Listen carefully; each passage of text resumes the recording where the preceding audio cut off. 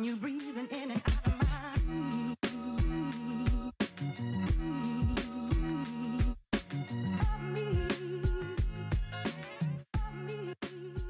Et coucou! Aujourd'hui on se retrouve dans une nouvelle vidéo pour fabriquer des bouillottes de poche. Donc celles-ci sont déhoussables et elles sont très faciles à faire, moins de 15 minutes. Tu as besoin de noyaux de cerise ou de graines de lin, ça c'est au choix, moi j'utilise des noyaux de cerise. Donc pour ça on va avoir besoin d'un cercle de 5,5 cm de rayon pour le tissu intérieur qui va contenir les noyaux de cerise, un cercle de 6 cm de rayon pour le tissu extérieur. Et pour la partie déhoussable, j'ai utilisé mon cercle de 6 cm, je l'ai coupé en deux. Sur une partie, j'ai rajouté 2 cm et sur une autre partie, 4 cm. On va passer à la découpe du tissu. Pour l'intérieur, j'utilise un tissu coton beige classique. Je donne un petit coup de fer à repasser et je vais avoir besoin de deux parties de cercle. Donc je vais tracer un premier cercle et ensuite je vais plier mon tissu et couper deux fois. N'hésite pas, si tu as des questions, à me les poser en commentaire, j'y répondrai avec grand plaisir. Abonne-toi aussi pour voir de nouvelles vidéos. Il n'y a plus qu'à découper donc deux cercles. Je vais plier mon tissu en deux. Je vais épingler mon cercle afin que le tissu ne bouge pas et que j'ai deux cercles entiers. Et je ne vais pas couper entièrement le cercle sur le trait que j'ai fait. Je vais découper autour puisque de toute façon je vais le coudre et après je vais le cranter. Mais ça, c'est la prochaine étape. Une fois qu'on a fini de découper dans le tissu intérieur, on met ça de côté et on s'occupe du tissu extérieur. Pour ma part, je vais utiliser un tissu sapin, donc c'est un tissu à motif. Pour le cercle, aucun souci, on découpe, on trace notre cercle et on le découpe. Il n'y a aucun problème pour ça. C'est pour la partie extérieure où c'est qu'il y aura l'ouverture qu'il faut faire attention. J'ai une petite astuce pour vous. Vous allez placer les deux morceaux, les deux demi-cercles avec le petit ourlet qui a été rajouté, face contre face, comme si vous faisiez un cercle, pour avoir vraiment le motif en haut et le motif en bas. Donc là, je trace tous les contours et après on découpe. Vive la magie du montage. Une fois que j'ai fini de découper mes pièces, je vais passer un petit coup de fer à repasser afin d'effacer le stylo friction et je vais en profiter pour former mes ourlets, donc sur les deux parties extérieures des demi-cercles. Donc on plie une première fois sur à peu près 0,7 cm et une deuxième fois encore pour pouvoir fermer l'ourlet pour que ce soit une jolie finition.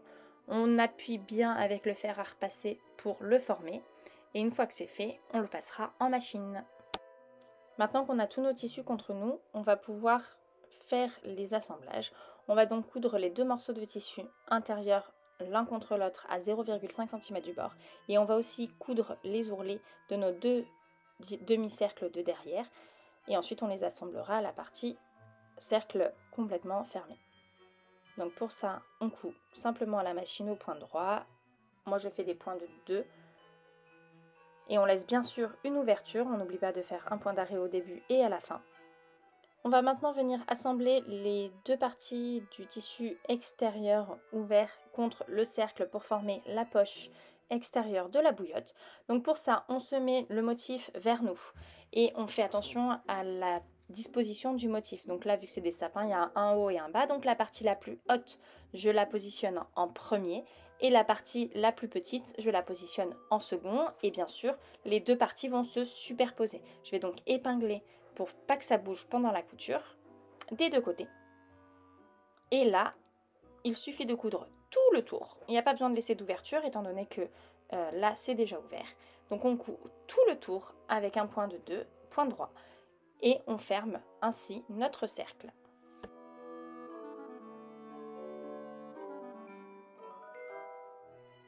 Maintenant, nous allons donc cranter nos deux cercles pour faire une jolie finition et que quand on le retourne, ça ait vraiment la tête d'un cercle.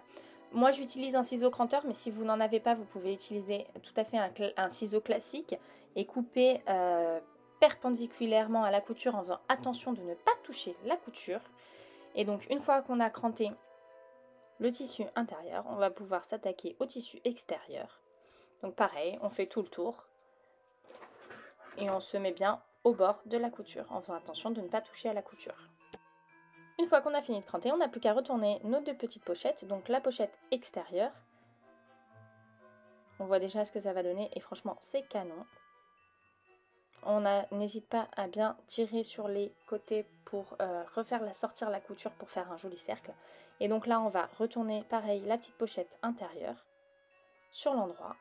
Là on se sert d'un ciseau, enfin pour ma part je me sers d'un ciseau pour bien former mon rond.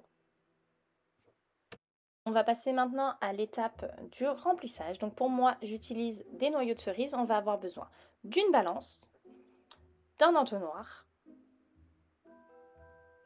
d'un petit bol pour mesurer le poids de mes noyaux de cerise que je vais mettre à l'intérieur de ma bouillotte et forcément de noyaux de cerise. Donc là, je vais en mettre 50 g dans cette bouillotte.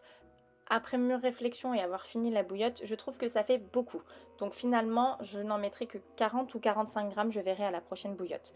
Parce que 50 g, ça fait beaucoup de noyaux de cerise dans la petite taille de bouillotte que j'utilise. Une fois qu'on a pesé nos petits noyaux de cerise, là est parti le moment où on s'amuse un petit peu. Il faut prendre un entonnoir. Donc moi, j'ai choisi un entonnoir avec un gros trou. Et je vais mettre tous les noyaux de cerise à l'intérieur de l'entonnoir. Et je vais secouer pour les faire passer à l'intérieur de la petite pochette.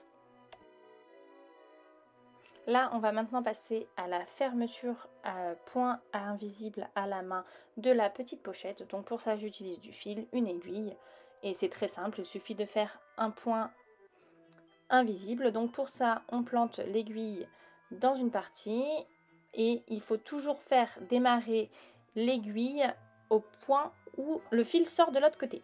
Je ne sais pas si j'ai été très claire, mais je vous ferai éventuellement, si vous voulez, une petite vidéo sur la fermeture invisible à la main. N'hésitez pas à me le dire en commentaire et puis je vous préparerai tout ça. On ferme notre petite bouillotte et c'est terminé.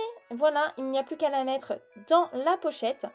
Et après, vous la passez au micro-ondes pour faire chauffer dans les poches du blouson. Et c'est parfait. N'hésitez surtout pas à vous abonner, à me dire ce que vous avez pensé de cette vidéo. Et j'espère que ça vous aura plu et que vous aurez pu fabriquer vos bouillottes de poche. Je vous dis à très bientôt pour une nouvelle vidéo. Gros bisous!